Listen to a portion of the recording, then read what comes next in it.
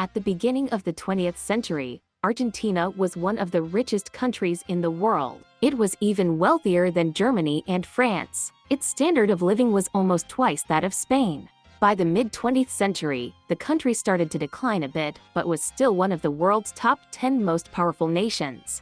In fact, in Europe, people would say as rich as an Argentine to emphasize someone's wealth. However, today Argentina is not as wealthy as it once was. It has become a country struggling with economic problems. How did a country in such a good state end up like this? I will explain all of this, but first, let's get to know Argentina a bit. Argentina is located in the southernmost part of the South American continent, with an area of 2.78 million square kilometers, making it the 8th largest country in the world. Most of Argentina's borders are defined by natural boundaries: the Andes Mountains to the west, the Pilcomayo River at the Bolivian border to the north, the Paran and Paraguay rivers at the Paraguayan border, the Uruguay River at the Uruguayan border, and the Iguazu Falls at the Brazilian border. Argentina, with a population of approximately 45 million, is governed by a federal republic. It consists of 23 provinces and 1 federal district. Buenos Aires, known as the Paris of South America, is the capital of Argentina and the most tourist-attractive city in South America. It is also the birthplace of the traditional dance, tango. To understand Argentina's demographic structure, we need to look at its history. The land was first discovered by the Spanish in 1536 and remained under Spanish rule until 1816. Argentina was thought to have lands rich in silver, which is where the country's name comes from, but strangely, this turned out not to be the case. While the land may not be rich in silver, it is abundant in almost everything else. The land is so fertile that even today, the economy is largely based on agriculture. Argentina is a country with a high immigrant population.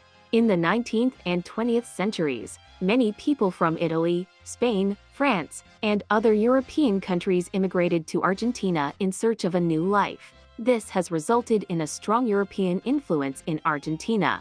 Today, economic problems have become a part of the country. How did a country in such a good state end up like this?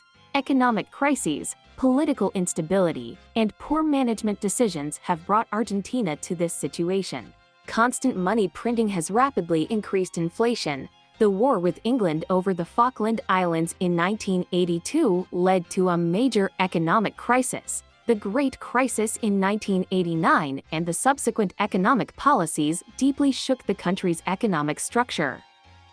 Argentina has a vibrant social life. As the birthplace of tango, it is a country full of cultural activities. However, economic crises have deeply affected people's lives. Many people have been struggling due to unemployment and high inflation, which has negatively impacted the national mood.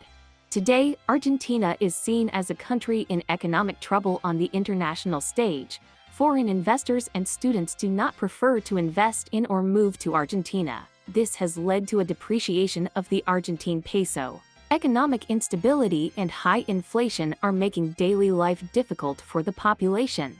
Argentina has a high number of psychiatrists per capita. In the capital, there is a neighborhood with so many psychiatrists that it is called Villa Freud. In 2023, the poverty rate in the country was 57%. The impact of economic crises on daily life is significant. Due to unemployment, high inflation, and economic uncertainty, many shops and factories are closing. Job opportunities have become very scarce. People have set up barter markets to meet their needs. In these markets, goods are exchanged without the use of money. Argentina is a country rich in social and cultural life. People generally live with their families due to economic reasons. Because the country has many green spaces, people prefer spending time in parks rather than shopping malls. Bicycling is common, and people can use bicycles for free with an ID. Buenos Aires is home to one of the widest streets in the world, 9 de Julio Avenue, which is 140 meters wide and consists of 22 lanes. In Argentina, people are generally not punctual. If you arrive on time for a meeting, you may have to wait at least half an hour. Greetings are done by kissing on the cheek rather than shaking hands or hugging.